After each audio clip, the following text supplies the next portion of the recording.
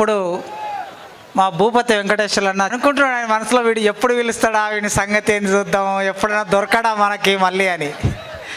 అన్న భూపతి వెంకటేష్ అన్న, నువ్వు పాట పాడతావా ఎట్లా?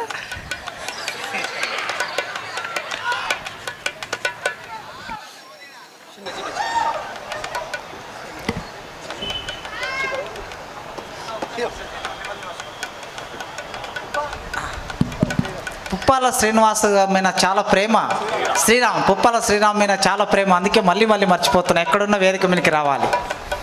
కవి Puppala Sriram, please. Thank you.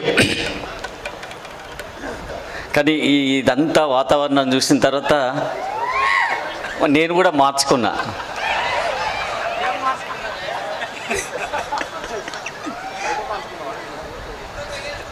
ఈ మధ్య సినారే గారు ఓ మాట అంటాడు, అరే బుక్కు కల్చర్ పోయింది, లుక్కు కల్చర్ వచ్చింది రా అని. ఆయన అన్నప్పుడు అర్థం కాలే. నా ఇంట్లో నా ఎత్తు కొడుకు అంటే 27 ఏళ్ళ కొడుకుంటాడు నాకు. ఆయనను చూస్తే మిమ్మల్ని చూసినట్టే, మిమ్మల్ని చూస్తే ఆయన్ని చూసినట్టే అనిపించింది. అయితే 27 ఏళ్ళుగా చూసిన మీద ఏదో ఒకటి తేడా వచ్చి కవిత్వం రాయాలనిపించింది. గా కవిత్వమే ఇక్కడ చదివి వినిపిద్దామని అనిపించింది.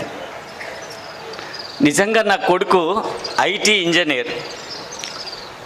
ఆడు మా తరం, ఈ తరం, యువతరం, సివిలైజేషన్, పోస్ట్ మోడర్నిజం, ఇలా ఆయన గారి మాటలు వింటుంటే ఇంతగా ఇంపుగా అనిపించాయి. చరిత్ర అడగకు నాన్న, చెప్పిందే విను. పుస్తకాల్లో ఏముంది, గూగుల్లోనే కొండంత. నిక్షిప్తాలు, ప్రక్షిప్తాలు, ప్రబంధాలు ప్రపంచమే ప్రణామం చేస్తుంటే ఈ పిచ్చి పుస్తకాల గొడవేంటి? ఆల్మారాల్లో పుస్తకాలు, అద్దానికి నా అందానికి అడ్డుగా ఈ పొత్తాల కంపేంటి నాన్న? ఈ సోది ఆపి మా పనులు మాకున్నవి వదిలేయండి అంటూ ల్యాప్టాప్పై టకటక నర్తిస్తున్న మునివేళ్ళు కదలిక తప్ప మా మాటలే మనసుకెక్కలే. నిశ్శబ్ద మనస్సులు, నిశ్చల చూపులు, నిరంతర చాకిరి, రోబోలా రొటీన్ లైఫ్. నీకంటే గానుగెద్దే నయమనిపించింది. తల్లిదండ్రులతో కాసేపు, అక్కా చెల్లెళ్ళతో కూసింతసేపు హాయిగా మాట్లాడిన దాఖలాలే లేవు. కాలయముడెవడో తరుముతున్నట్టు, కార్పొరేట్లకు కట్టు బానిసల్లా ఎన్నడూ హాయిగా ఆడినట్టు, హృదయంతోనే పలకరించినట్టు మాట్లాడిన గడియలే తెలియవు. ప్రేమతత్వం పశువుల్లో తప్ప ఈ పసి మనుషుల్లో కనపడటం నేను ఎరగను. వీళ్ళకంటే ఆ అడ్డమీది కూలీలే అపరమేధావులనిపించింది. ఎందుకంటే చరిత్ర నిర్మాతలు ప్రజలేనన్నారు.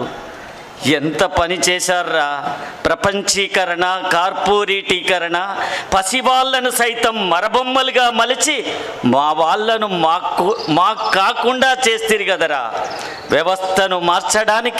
ఈ వ్యవస్థను మార్చడానికి ఎన్ని శాపాలైనా పడతాను, ఎంత నిర్బంధాన్నైనా నేను ఎదిరిస్తాను. Thank you.